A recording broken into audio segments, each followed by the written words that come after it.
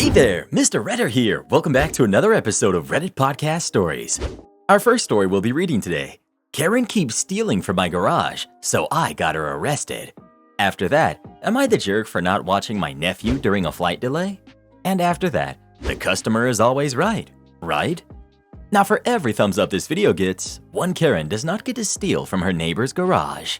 But they have so many cool tools over there. So please smash that like button.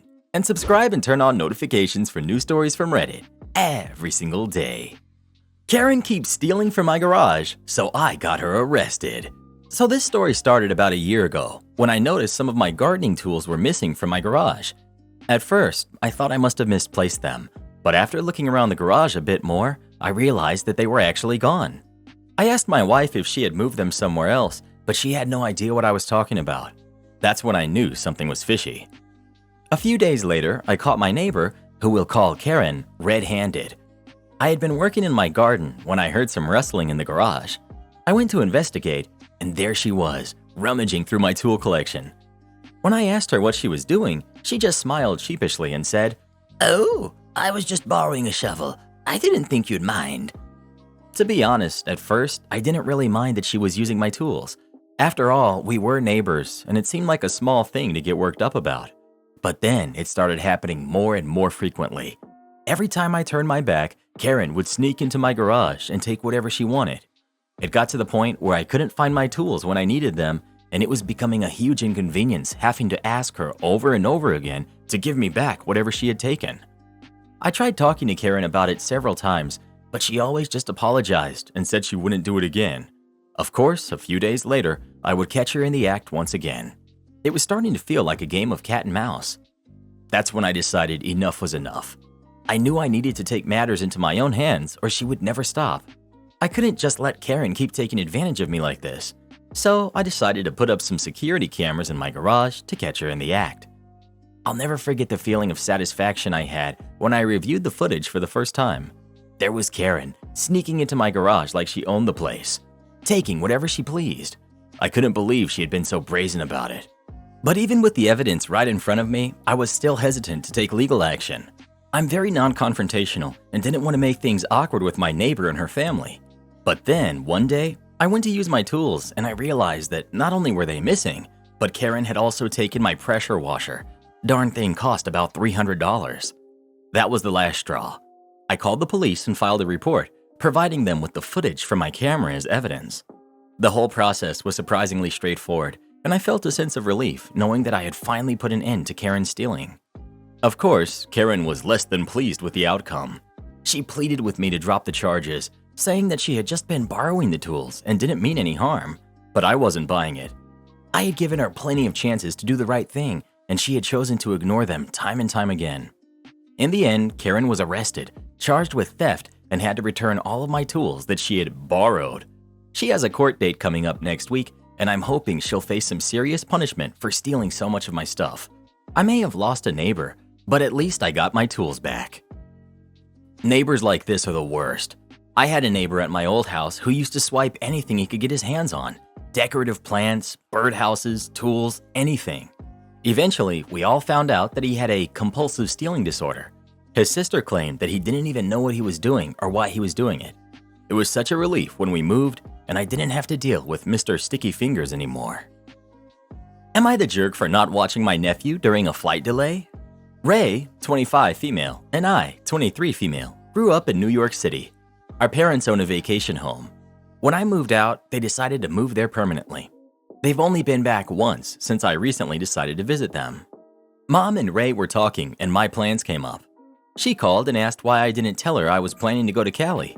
I said it had nothing to do with her, so why would I have to tell her anything? She said it made no sense for us to do separate trips when we could just go together. I said she's acting extremely entitled to something she had no part in, and I'm not obligated to include her in every plan I make. She said she just wants our parents to meet her son. I said he's like 5 months. You've had plenty of time to take him if it was important. Then she cried to Mom. Ma said it was a good idea. I said if Ray cared so much, she would have planned to see them on her own. She told me she really needs this. I told Ray if she comes, she can't ask me for jack. I'm not helping with her kid. Act like I'm not even there. She agreed. The day came and our connecting flight was delayed, so we had to stay the night. I was trying to fall asleep. She asked me if I was really going to sleep. I was annoyed. I said, "If you leave me alone." Later, she asked me to watch the baby. I said, "Just hold him and go to sleep." She was scared someone would snatch him while she slept. I said she sounds crazy and no one wants her kid. She said she was exhausted and had been drinking energy drinks all night, but she was crashing and tried to put him in my arms again. I said, "This is exactly why you should have just stayed at home. I told you from the jump, I'm not doing crap. You already forced your way here, now you're just gonna have to figure it out." She said, "Seriously? I'm exhausted. I can barely even keep my eyes open." I said, "Then go to sleep," and closed my eyes. She knew what the terms were.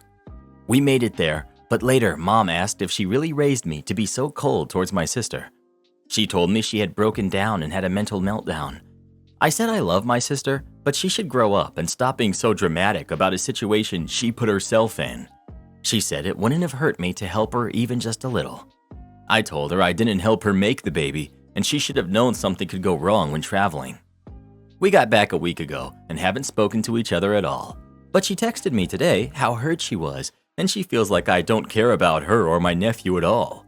I told her she knew what she was getting into when she begged to come and imposed on my trip. She said she thought I would have changed my mind when I realized we would have to sleep in the airport and that she would have done it for me. I said, "Your kid, your responsibility." I might be willing to just apologize to shut her up if people say I am the jerk. You're not obligated to include your sister in your travel plans, although I do think that, in theory, it sounds like a nice idea to visit your parents together. Nothing wrong with a little family get-together. In reality, though, you sound terribly cold like your mother said. Do you hate your sister? What about your nephew?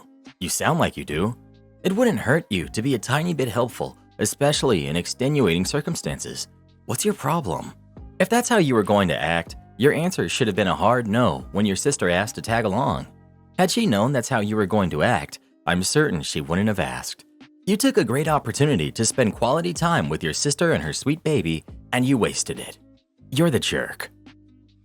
You can be technically correct and still be morally wrong. Everyone sucks here. Your sister for latching onto your trip and forcing you into the situation in the first place, and you for the absolute callousness with which you regard your sister and your nephew. In extenuating circumstances like a flight delay, all it needs is a little give and take to make everyone's experience a lot easier. I would never wish for anyone to have you as a relative. You seem to treat relationships as purely rules-based zero-sum games. What an awful way to live. Let's hope you never find yourself in a situation where you need someone else's help. Not the jerk. To recap, Ray purposefully waited until you planned a trip to take hers so she could use you for a babysitter. Wanted you to stay awake and watch her kid so she could sleep. Went back on her word not to force you to babysit. Cried to mommy when you didn't let yourself be manipulated. Ray sounds more childish and exhausting to deal with than her toddler. You're the one who deserves an apology. Geez, count on Reddit parenting posts to take the human out of humanity. I'll agree that Ray forced herself on the trip, but outside of that, it's not like she asked her to babysit so she could go out for dinner. There were extenuating circumstances. These Reddit people really love saying extenuating, don't they? That led to her asking for help. You cannot fall asleep while holding a 5-month-old infant. You cannot leave a 5-month-old on the floor while you sleep because they could be stolen. She was asking her sister to hold her baby for an hour so she wouldn't accidentally pass out and accidentally drop them. Let's not pretend she was asking to go out to the bars. Customer is always right, right? So I work as a minimum wage cashier at a discount store. I see a lot of people in a day, especially people who know how to do my job better than me due to their lack of experience and profound understanding that my job is the easiest in the world. Now I always shut that crap down in the classic corporate happy public service employee way. Well, actually, it makes it a little easier this way, but thank you so much for helping. Like I'm talking a toddler down from an upcoming tantrum, but I don't leave room for arguing. It's almost like I'm playing a character, honestly. It works for me. But I never just let someone do something stupid, like letting them walk out with a bag too heavy without double bagging it, or letting them leave putting their receipt in the bag if it looks like they might want to return it. But not today. It's Saturday, so it's busy. All day, as I would finally get a minute to get my other work done, someone would come up taking forever to consider the impulse buys while I'm stuck waiting for them at the register getting nothing done. This woman did that, but twice. She got up there, pondered for a minute, got a line behind her, decided to go look at something else. I'm stuck with this line till just before she gets back and ponders again before finally getting to me. She's your average-looking middle-aged soccer mom, but already she's getting on my nerves. But hey, it's Saturday. Every customer gets on my nerves, so whatever. She's got a lot of larger but lightweight items with some smaller items, like bags of candy and socks. So I'm getting half of it in one large bag, half of it in another large bag. So I go to get the second bag, handing her the first one, when she goes, "No, I don't want a lot of bags. You can fit the rest in there, it's fine. You should ask before getting more bags. It's your job to do things how the customers want, and asking. Otherwise, you should just know to do one bag if you can. It's wasteful. I only want one bag." And I thought to myself, wow, it sounds like she's never done retail a day in her life. She must know what she's doing. Now, it's also worth noting she had a few heavier items. Not many, but a few. There were glass jars of sauces with lots of pigment and staining properties. It's also worth mentioning that she was getting some chips that came in bags with pointy, sharper edges that eat bags for breakfast. The bag gets too heavy and they press into the sides at any angle, and that bag is toast. It's also worth mentioning she was getting several white clothes made of very stainable material. Nice clothes. She said they were for an important party she had to go to that night. Bragging.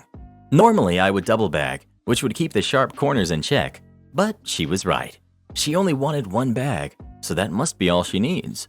So I get the glass jars in with the clothes nestled in there nicely, spaced out to where they wouldn't hit each other with clothes in between them, and the bags on top spread around the top, so it was easier to lift the bag, just like she wanted.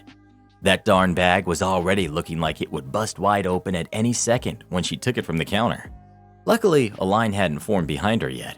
Just someone looking at the impulse buys, so I couldn't really step away, but nothing to do but watch where I had a clear view of the parking lot.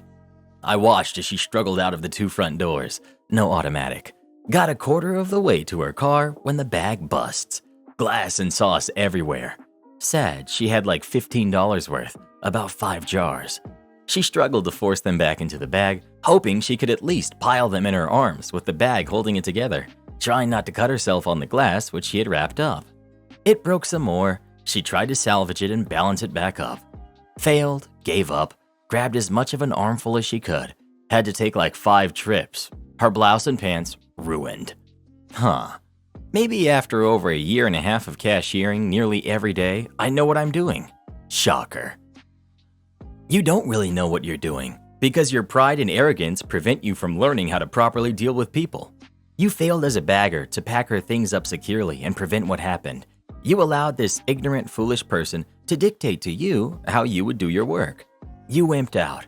A true professional would have known how to handle this customer to ensure she made it to her car safely with her purchases intact. OP. Yes, and I normally do that, but not today. Today, I decided she won herself a stupid prize, so she got her way. Am I the jerk for refusing to help my family without evidence of a written, emailed, or texted agreement? My family likes to assume I'll do whatever they want. I got a call at work once asking why I wasn't at the airport to pick up my brother-in-law. Apparently, they asked me to pick him up a few months ago. I asked them if they could provide me with an email or text where they told me the date, time, or flight number. Nope. That was the last straw. My mom and dad gave me crap and tried to make me pay for his Uber. So I sent my entire family an email followed up by a text. I would not be doing anything for any of them unless they had written confirmation that I had agreed to do so. My dad has been awesome about it. He had to have cataract surgery last week. We spoke about it a month ago. He then followed up with an email with the time, date, and location of the appointment. He also asked me to confirm that I had agreed to take him and pick him up. Easy peasy. The rest of them have been a pain in the butt. My mom asked me if I could watch her and my stepdad's dogs while they were out of town. I said yes, just send me the information about your trip at least a month in advance so I can make sure to rearrange my plans. I got no further information. Last weekend, my boyfriend wanted to go to Banff, so we went. My mom called me on Thursday to ask where I was. I told her that I was in Banff. It became a huge deal because she was leaving Friday morning. Oops. I told her that I hadn't made any arrangements for the dogs since she never told me when she needed them watched. She said I was being a jerk and that it had slipped her mind. I told her I would be back on Monday night and that she could kennel them or leave them with my sister until then. She said not to bother. She ended up just leaving them with my sister. My sister's upset with me, so I forwarded her a screenshot of the text where I agreed to watch the dogs as long as I got the requested information. I told her I would cut my trip short immediately if she could get my mom to show me when she sent me the information. I got a call from my mother telling me I was being difficult and that if I agree to do something, I need to follow through. I could provide dozens of examples of my family asking me for a favor and then giving me all the information I need to do it. But I could easily show you half a dozen times where they either claim that I agreed to do something but cannot provide proof, or where they expect me to change my plans last minute because they forgot to tell me everything I needed to know. I'm not going to change. If my 76-year-old dad can bend his neck to tell me everything I need to know to help him out, so can everyone else. Not the jerk. If your family wants a favor from you, then they need to give you all the information you need to follow through. I think that your solution is reasonable. Not the jerk, but start insisting on having all the details before saying yes or no. Mom, can you watch my dogs? You. Send me all the details and I'll check my schedule and let you know. Why don't you start acting like a human and give us a room? It's not my fault you booked through a third party like an idiot. A family comes in late that night, probably around 11:30 p.m. Mom, dad, and their 2 kids, probably around 5 or 6. Nothing out of the ordinary. They booked a prepaid, non-refundable reservation through a third party. Ugh, whatever. Checked them in, and they went up to their room. They had booked a suite, which is a queen bed and a pull-out sofa bed. 20 minutes later, they all come back down with their crap and say that that's not the type of room they booked. They booked a room with 2 queen beds. I said, sorry, that's what came through on the reservation, and I can't change anything on a prepaid, non-refundable reservation. They'd have to take it up with the company they had booked it through. The lady said she needed 2 beds. I'm supposed to have 2 beds. 2? There are 4 people here. Use your common sense. Why would you put 4 people in a room that only has 1 bed?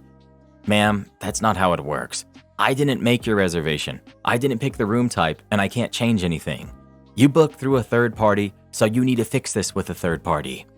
This isn't my fault. I need 2 beds. How are we all supposed to sleep in a room with only 1 bed? Well, it certainly isn't my fault, and the room does have 2 beds, a queen bed and a pull-out sofa bed. That doesn't count. We need 2 beds. How do you suggest we all sleep in a room with 1 bed and a sofa bed? That's up to you. I can even get you a rollaway bed if you want. That's not what I reserved. You'd have to take that up with the OTA. Lady, there are seriously 2 beds in the room. Have the kids sleep on the sofa bed. They're kids. They don't care where they sleep, and they'd love getting to sleep on the sofa bed. It's an adventure for them. Of course, the woman was upset with me, because why not? Why not yell at the front desk associate for a mess up that they didn't make? The man showed me the confirmation email they got for the room, and it confirmed that they booked a suite. Surprise, surprise. Man calls the OTA rep and talks for a solid half hour before coming back over to the desk and telling me that the third party upgraded them from a double queen room to a suite without notice. Nah, I don't know what BS they're telling you, but your confirmation email very clearly listed the room as a suite at the time you made the reservation. More talking on the phone, kids are asleep in the lobby chairs, but no, they can't sleep anywhere other than an actual bed. Mom is huffing and rolling her eyes and pacing. Dude is on the phone trying to get the room changed. OTA has already called me twice and asked me to change their room type, even though I literally can't. What's up with OTAs always asking me to do their job? Shaking my darn head. You made the reservation, you fix it. I can't do anything from here. Third party doesn't want to do anything. They're getting more money from a suite than from a double room and apparently don't want to give it up. I'd already told the man that his best bet was to make a reservation on the spot and deal with a third party later on. I was on audit shift, so I was just chilling and doing my work while these people sat in my lobby. Hey, not my problem. At one point, I heard the lady say that she was never using that OTA again. She was using another OTA in the future instead. Bruh, how about you don't book with an OTA at all and save us all the trouble? It's been over an hour. I don't care. It's not like I have to waste my time sitting on the phone trying to fix a mistake I didn't make. It's their time, not mine. The man is still on the phone, but the lady storms up to the desk and says, "We've been sitting here for over an hour. My kids are exhausted. Mistakes get made, things get messed up sometimes. But sooner or later, you'll have to act like a human. So why don't you start acting like a human and give us a room?" "Ma'am, I'm sorry you're so upset about this. I can give you a roll-away bed and that's it. If you don't want it, you're welcome to leave and find another place to stay." And they took the roll-away bed. I brought it up to their room and they had me push it inside. Whatever, the kids were sleeping. The room was dark, and this lady starts telling me that she doesn't want to leave a bad review because I was so polite, but she would if my manager didn't discount the price or refund her. Jerk, leave a bad review then. I don't give a hoot. All that, and still she doesn't understand how an OTA works. I'm shocked at the amount of people who use OTAs without knowing how they work. Edit. Wow, this has drawn in a lot of fans of OTAs. Didn't know so many of you lurked here, waiting to kiss OTA whenever someone mentions them. If you want to defend an OTA, go get a job at a hotel and learn how they work. Edit 2. My head hurts, and I can't deal with all the ignorant jerks who act like I can just break the contract between a franchise owner and a third-party company. I'm a front desk agent. Neither I nor my managers have control over this, and telling me that we do doesn't make it true. If you don't work at a hotel, then shut up with your uneducated opinions. Don't make accusations about things you clearly don't understand. And to those who are telling me to quit, yeah, not everyone is an entitled rich jerk whose mommy pays their bills. Some people don't have the luxury to quit on the spot. I like my job, but third parties suck, and so does anyone who defends them. In short, go forget yourselves, because I'm not dealing with any more BS. OTA kissers and jerk superiority complex jerks will be blocked and ignored. Am I the jerk for saying yes to my boyfriend's proposal? So basically, I'm 24, non-binary. My boyfriend, fiance, is 25, male. My sister is 26, female, and I don't know the ages of most of her friends, but roughly the same age. Now, my sister and my boyfriend/fiance do not get along well. I don't really know what happened. I think my sister is just upset because she has issues with commitment, and she dated him in their high school. I went to a different high school. Then she cheated on him, and she was upset that he broke up with her. I met him in college and didn't know it was him. Now, what happened is, last week it was my sister's birthday. She was always into stupidly lavish things. We both are. So she threw a big birthday party at a venue in the forest. Me and my boyfriend/fiance were both invited. We've been dating for a few years, and he's never been invited to one of my sister's birthday parties before, so we were both thrilled at this development. At the party, my sister was busy opening all of her presents, then eating cake, both of which we were there for. Afterward, my sister started talking to her friends, and the guests started to explore the area. It was stunning. Me and my boyfriend were a little bit away when we found a little clearing. We were still pretty close to the venue, but I think it was pretty private. My boyfriend thought so too. He got down on one knee and proposed. He didn't have a ring, he had one at home though, but he had woven a ring out of grass while we were walking. We are both very fidgety. So he put that on my finger and I said yes. Apparently it wasn't as private as I thought, because when we got back to the venue after taking a selfie and scheduling a post for a few hours after the party was scheduled to end, I was bombarded by a shower of congratulations. Turns out my sister's friend, Lisa, saw my boyfriend propose and then came back to the venue and told everyone. I figured that I could show them the ring and tell the story and then move on from that and back to my sister. While I was being congratulated, another girl, one of my sister's best friends, came up to me, asked to see the ring, and told me that, wow, he even skimped out on a ring. He couldn't plan his own proposal or get you a nice ring. I was upset because I wasn't even planning to tell anyone. If someone noticed the ring, I would tell them, but I wasn't going to announce it to the world or do it in public where everyone could see us. We left immediately afterwards, and my entire family has been blowing up my phone, calling me an attention-seeking jerk, and that I shouldn't have done that to my sister. I'm worried I might be a jerk because it was my sister's birthday, and if I said no, maybe she wouldn't have been upset about my boyfriend proposing. You're the jerk, but mostly your fiance is, especially since he dated your sister in high school. Even though we don't know how serious, maybe her first. It was her birthday party. And also, sorry, but you say you don't know why they don't get along. Because they have a past together of them dating And how I understand it, her cheating on him? You're the jerk. You're the jerk. But mostly your boyfriend is 100% the jerk. I can't believe he thought it would be appropriate to propose at your sister's event. I can't believe you didn't shut it down due to the clear disrespect he's showing to your sister. Also to you, he's disrespecting you here too. Does it not bother you that his proposal, which should have been your moment, something just between the two of you, is now intertwined with his ex-girlfriend? It seems like he did that on purpose to me. You don't spontaneously propose at your ex-girlfriend's birthday party. That takes a great deal of spite. It's beyond the realm of being accidentally clueless. It looks like he used your moment, your proposal, as a way to say forget you to his ex-girlfriend. There's a lot of things you could have done here. People of Reddit, stop getting engaged at other people's events. Unless you've explicitly spoken to the host of the event and received enthusiastic consent, it's just tacky. Yeah, your sister's friend sucks for telling people, but there shouldn't have been anything to tell. Someone with social awareness wouldn't have weaved an engagement ring out of grass to propose to their ex-girlfriend's sister at her own birthday party. You're the jerk by proxy because yeah, he's the primary jerk, but you should have known it wasn't an appropriate time or place either. I'd say everyone sucks here, but your sister's only presence in the story is the olive branch she extended by inviting your boyfriend to come with you in the first place.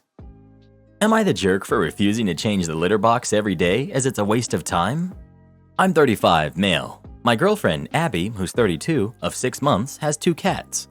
A week ago, she broke her leg and arm while climbing a climbing wall. I offered to help her with chores, we don't live together, and that I'd stay with her while she can't do much. She didn't want to accept, saying it's too much work, but I insisted. Thought it would be a great trial run to potentially living together in the future. We haven't talked about that yet. Like I said, she has 2 cats. Her cats don't go outside, and she has carpets in her flat. She has 3 litter boxes. She instructed me that they need to be scooped daily or wiped down on the sides with pet wipes, and she said carpets need daily hoovering with cats. At first, I didn't mind, but it quickly got annoying. I tried talking to her about this, suggesting that 3 litter boxes was too many, that it can be cleaned every few days, etc. I tried to get her to see that she was being unreasonable and over the top, but she wouldn't budge, always finding an excuse on why she needs to do it that way. One day, I was about to scoop the litter box and there was just 1 scoop. I told her that's ridiculous, it's just 1 scoop. It can stay there until the next day. She asked if I was at least going to hoover and I said no. There's only some fur on the ground and a few pieces of litter. It'll be fine until the next day. She got annoyed with me. The next day, she told me that her mother was coming to stay with her and that I had to leave and she'd call me later to chat. Honestly, I was upset and we argued and she called me a selfish jerk. She still hasn't called me, and my mates think I should have waited with changes until we were living together because she couldn't dismiss my point of view then. I don't know, I kind of feel bad. I mean, she couldn't really do it herself. Was I the jerk? Should I call first and apologize? She still hasn't called me. Am I the jerk? You're the jerk. As a cat owner, I'll explain something. Cats really hate dirty cat boxes. If they get too dirty, the cats will go somewhere else. And she's right about scooping boxes multiple times a day. The longer you wait, not only do the boxes get dirtier, but the scoopable litter makes a larger clump, which wastes it. This also tends to toss more dust into the air, which is bad for everyone's breathing. Your response? I should have waited until we lived together. Then she couldn't dismiss my opinion. That's world-class jerk material right there. Her cats are basically her kids. To be fair, this was an excellent trial run. She learned you really don't want to care for her cats, her kids. So hopefully she dumped you, and you learned a valuable lesson. You don't want to be with a woman who has cats. Hunt frogs on our farm? Have fun in prison. This is another story about Pops, my grandfather, and how he got some sweet, sweet revenge on squatters and poachers. This goes way back to the 90s, to be exact 1998. I was 10 years old. My farm back then was Pop's family farm. It's way up north in Ontario. My farm is not a small farm in the area. It's the biggest plot of land. Not only that, it has the most workable farmland. There's about 80 acres of good workable farmland that's including pastures and another 120 acres of dense forest and marshland. It's in northern Ontario. Back in the 90s, northern Ontario had a breakout of this type of moth. They would spin silk high in the trees. Really, they caused no harm other than a nuisance, but the government had the great idea to crop dust the forests on Ontario, causing an ecological disaster. With the loss of the moths and the chemicals in the water, a type of frog was nearly wiped out. We called them leopard frogs. They're green with these big black spots on them. After that, they were put on the endangered species list. The back end of my property runs off into a small marshland and into the lake, and back in the 90s, Pops was having a problem with poachers. They were camping in the back area, hunting out of season and eating turtles out of the marsh and just messing up the property. Back in the day, that forest was my playground. I know that area like the back of my hand, but unfortunately, I had a run-in with the poachers. So of course, I went out there with my pops and our local lawman, but they had packed up and were gone before we got there. Unfortunately, they returned the week after. Pops tried to find them with the lawman several times, but with no luck. Now here's where all the information from the start comes into play. Pops, as hard as he tried, wanted them gone, but it wasn't working. Pops was also a fisherman, and his favorite bait were bones, other than the leopard frog. But because they made it on the endangered species list, the use was outright banned. Pops, being the responsible fisherman and generally caring about the land, figured, oh well, now's the time to get two birds with one stone. He approached the Canadian Fishery and Game Wardens and through a lot of work got in touch with an ecological survey team who decided that our little marsh was the perfect place for a spawning pool to raise little leopard frogs. And that's what happened. The back area where our marsh was fenced in, and they started bringing tadpoles to brood in our marsh. Not only that, the poachers' hunting ground happened to fall in the protected zone. Once the work happened, it took a full year for the poachers to return. But Pops had a weapon now, his phone. Once he could hear that familiar sound of shots going off, where no fire should be made, a single phone call to the game warden. They had over a dozen wardens up there in less than an hour, and the poachers were caught. Not only were they caught with the carcass of a bear and other animals, they were found with buckets and buckets of our little leopard frogs. They were caught, but not only did they hunt without a license, they also poached an endangered species to be used as an illegal bait. From what we learned through the locals, they did 2 years in big-time prison, all because Pops cared about the little froggies. Oh yeah, over 5 million of the frogs were raised on that marsh over 10 years, being released throughout marshes and forests in Ontario. You would have a hard time finding a leopard frog across Ontario that was not somehow related to a frog that came out of my little marsh. And huge shout out to our newest official channel member, Crazy Baboon 42. Thank you so much for supporting the channel. It really means the world to Reddit Boy and I. Support our channel by joining as a member today, and we'll give you a shout out in our next video. Or come watch this video next. You won't believe what Karen does in that one.